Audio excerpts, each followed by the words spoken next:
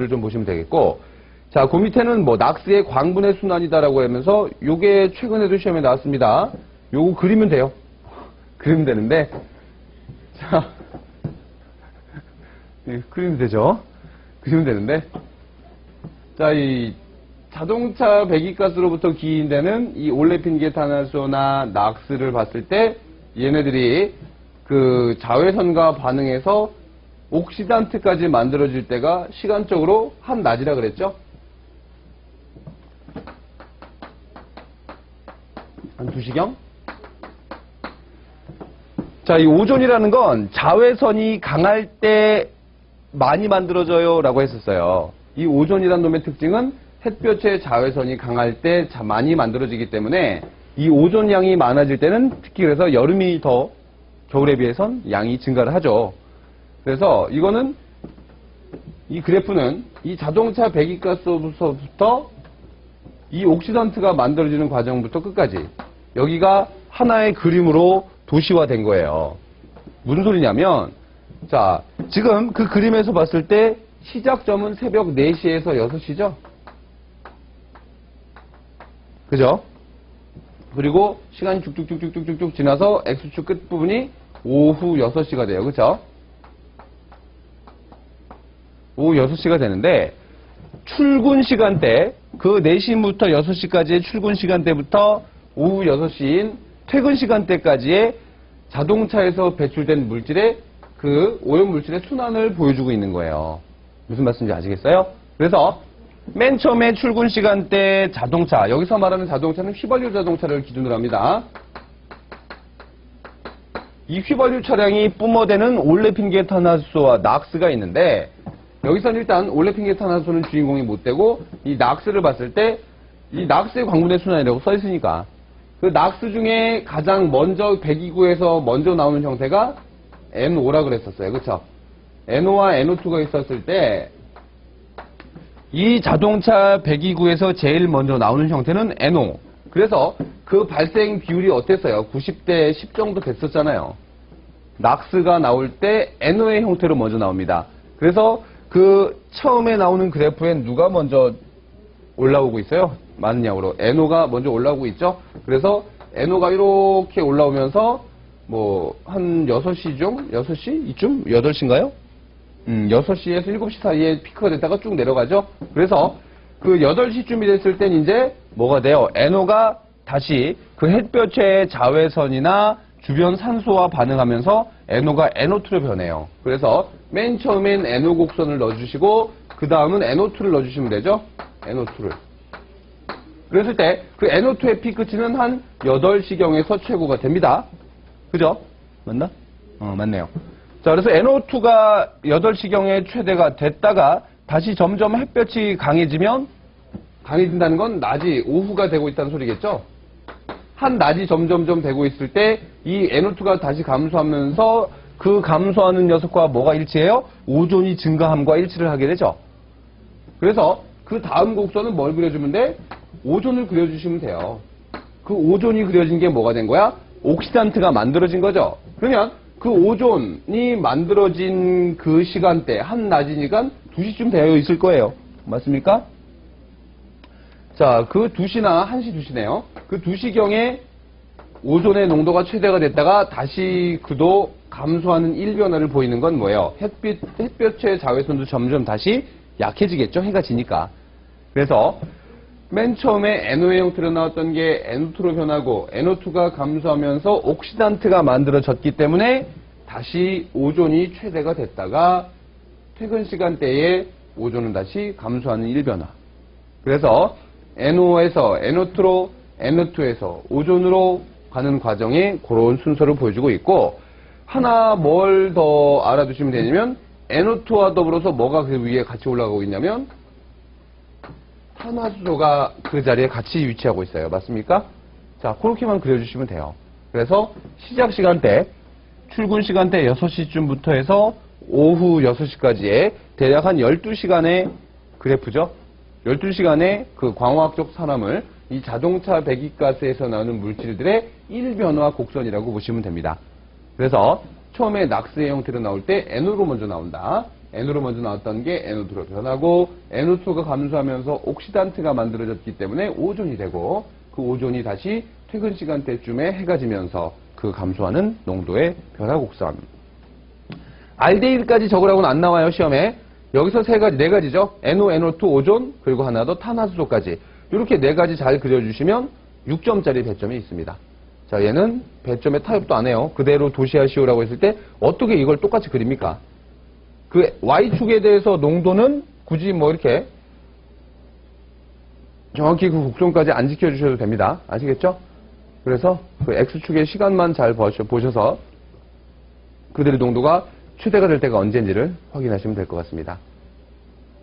자, 그 정도 보시면 되겠고. 자, 그 다음 또 최근에 많이 나오는 문제가 가솔린 기관과 디젤 기관의 비교가 있어요.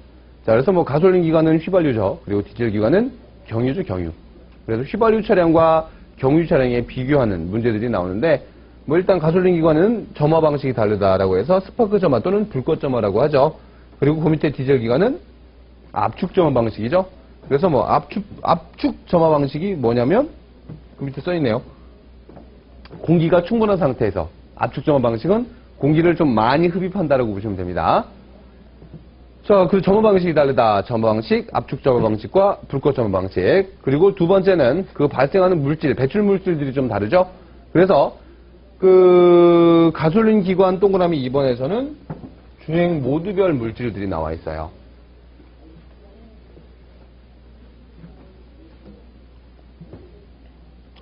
자, 그래서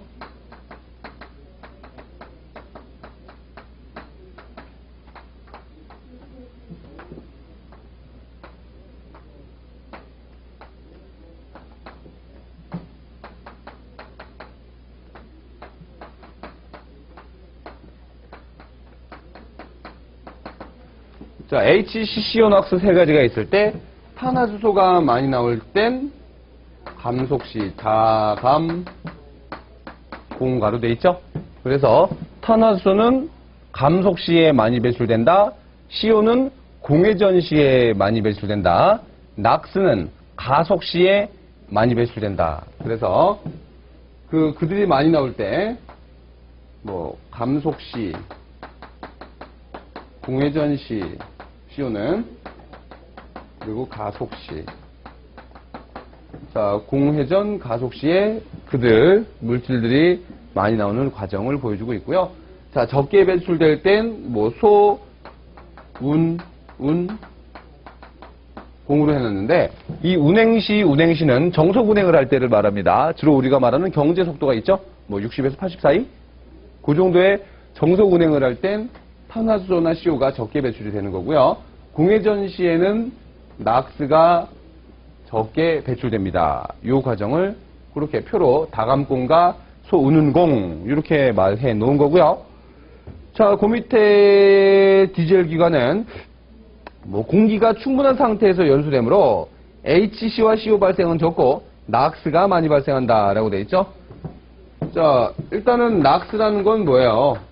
질소와 산소의 합쳐진 산화물이죠. 그래서 요 질소 산화물은 산소가 충분한 상태에서는 그 량이 당연히 증가할 수밖에 없단 말이에요. 당연히 그래서 낙스가 제일 많아지는 계곡에 많아지는 셈이 되고, 이 HC나 CO가 플러스 그 공기가 충분한 상태에서 반응이 되면 탄화수소는 공기 중의 산소와 만나서 CO2나 물로 변하죠. 그리고 CO 역시도 산소를 만남으로써 CO2가 될 수 있단 말이에요. 하기 때문에 그 탄화수소나 CO의 량은 줄고요. 물과 CO2의 량이 증가하겠죠. 그래서 낙스는 증가, 탄화수소나 CO는 감소한다 라는 게 디젤 기관의 특징이라는 거. 그렇게 매연도 증가할 수 있겠죠.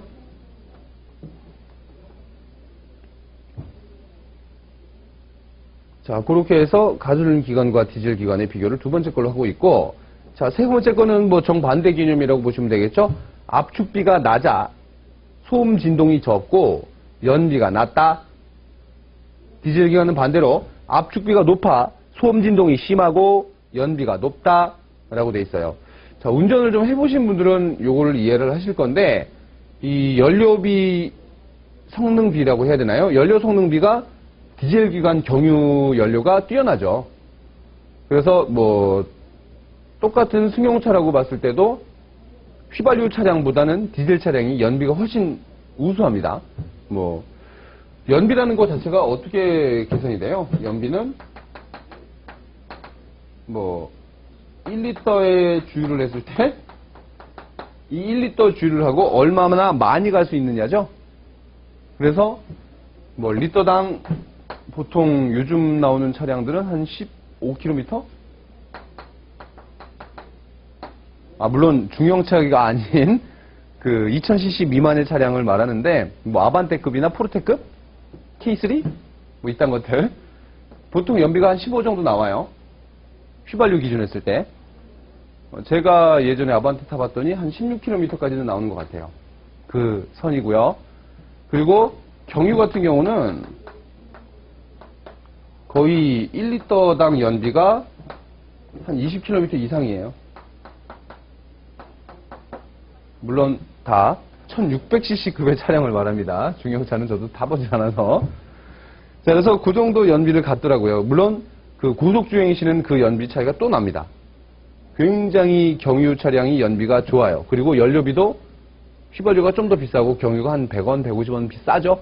그 가격이 싼 거에 비해서 주행거리는 많으니까 연비가 좋다라고 하는 건데, 이제 타보신 분들 알겠지만 고효율, 고출력을 원하는 차량은 다 디젤이죠. 뭐 SUV 차량이나 버스 이런 애들은 휘발유 차량이 없어요. 있어도 제가 보질 못했네요. 모르겠고, 자, 제가 알고 있는 모든 버스나 혹은 그 시내버스 아닙니다. CNG 버스 말고 고속버스를 말할게요. 그럼 그 CNG 버스 제외하고 일반 버스들은 다 디젤 차량을 기준으로 운행을 하고 있죠. 자, 그런 것들. 자, 그거 참고하시고, 자, 그 밑에 또 최근에 시험에 좀 나오고 있는 게 가솔린 기관과 디젤 기관의 노킹 방지 대책이 종종 나와요. 특히 이제 이 서술형 문제들은 기사 시험보다는 우리 산업 기사 시험 보시는 분들이 출제 빈도수가 좀 더 높은 편입니다. 자, 산업 기사 시험이 요즘에 좀 어려운 이유가 계산 문제가 나오면 쉽단 말이에요. 그냥 딱 계산 공식만 맞춰서 풀면 되니까. 근데 이런 서술형 문제들은 뭐 쉽다 해도 어쩔 수 없이 외워야 되죠. 암기를 암기를 꼭 해야만 하다 보니까 이런 것들이 좀 어려울 수 있는데, 자, 일단은 가솔린 기관에서 그 가솔린 기관은 휘발유를 쓰죠. 그렇죠? 그 휘발유의 주성분이 옥탄이었었어요. 그렇죠? 옥탄의 화학식은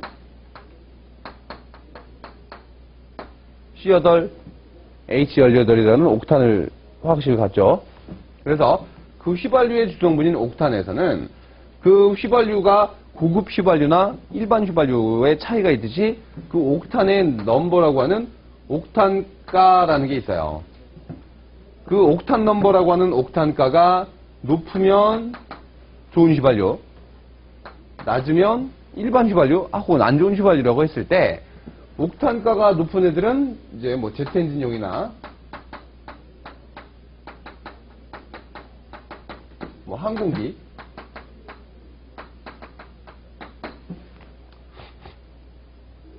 연료들이 좀 옥탄가가 높은 걸 갖다 쓰죠. 그리고 옥탄가가 낮은 애들은 이제 자동차가 갖다 쓸 건데, 그 옥탄가가 너무 더 낮아지면서 발생하는 게 노킹이죠.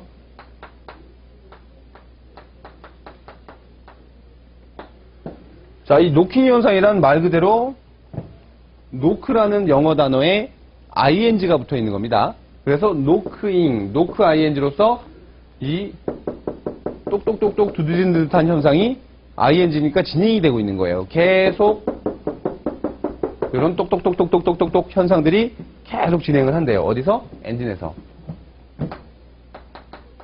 엔진 내부 소음이 심해지는 현상이 노킹 현상이라고 보시면 돼요. 언제 발생해? 옥탄가가 낮을 때 발생하는 거죠. 그러면 그 옥탄가를 기준으로 했을 때 그 노킹 방지 대책은 뭐야? 옥탄가를 높이면 되는 거죠. 그죠? 이게 가장 기본적인. 그래서 뭐 높은 옥탄가의 가솔린을 사용하는 것이 좋다. 고옥탄가의 가솔린은 특히 장거리 주행 때 유리하는 게 있다. 뭐 이렇게 길게 쓸 필요 없죠. 그냥 옥탄가가 높은 연료를 쓴다. 이렇게 쓰면 되는 겁니다. 뭐 그렇게 길게 쓸 필요 없겠죠. 자, 그리고 연소실 용적. 연소실의 부피가 작을수록 또는 동일 부피일 때는 구면에 가까울수록 노킹이 덜 발생한다라고 되어 있습니다. 자, 세 번째, 연소실에서의 점화 플러그 위치는 연소실 중심부에 부착한다. 뭐 그 이유까지 다 안 쓰셔도 되겠죠. 단답형으로서 쓰시면 됩니다. 개당 1점 정도라고 보시면 돼요.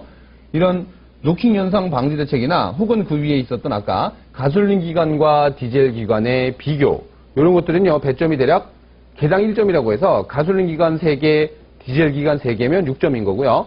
이 노킹 방지 대책도 쓴 개수만큼 점수 배점이 나와요. 아시겠죠? 자, 서술형 문제에서 그래서 뭐 4점인데 4가지를 쓰시오라고 한다면 이 4가지 1번, 2번, 3번, 4번이 각각 1점이 되는 거예요. 이런 식으로. 자, 그래서 각각의 그 배당 점수가 있기 때문에 이 서술형 문제는 장점이 뭐예요? 뭐 몇 개만 알고 있어도 쓰면 그게 점수로 바로 반영이 된다는 거예요. 계산 문제 같은 경우는 단점이 답이 틀리면 무조건 틀립니다. 아시겠죠? 과정이 아무리 훌륭해도 계산기를 잘못 눌러서 답이 틀려버리면 아예 오답 처리가 된단 말이야. 근데 이런 서술형은 몇 가지만 알고 있어도 그 중에 하나씩 따로따로 배점, 부분 점수가 있기 때문에 그게 장점이긴 해요. 그런데 하나 더 알아두셔야 될 게, 뭐 4가지를 쓰시오 했는데 내가 좀 더 많이 알아서 5개를 썼어요. 그렇다고 해서 5점 주는 거 아닙니다. 그래봤자 4점이에요. 그리고 하나 더 말씀드리면 4가지를 써서 쓰라고 했는데 5개를 썼을 때 마지막에 쓴 건 아예 답으로 쳐주지도 않아요. 이건 뭘 말하냐면, 자, 4가지를 썼는데 1번은 틀렸어. 3번, 2번, 3번, 4번, 5번이 맞았으면 얘는 3점이에요.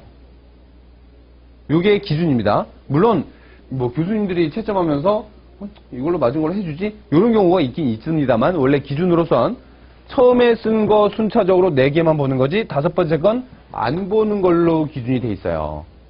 하기 때문에 제대로 알고 있는 것만 딱 쓰시는 게 좋겠다라는 거 알아두시면 되겠고, 자, 그 이어서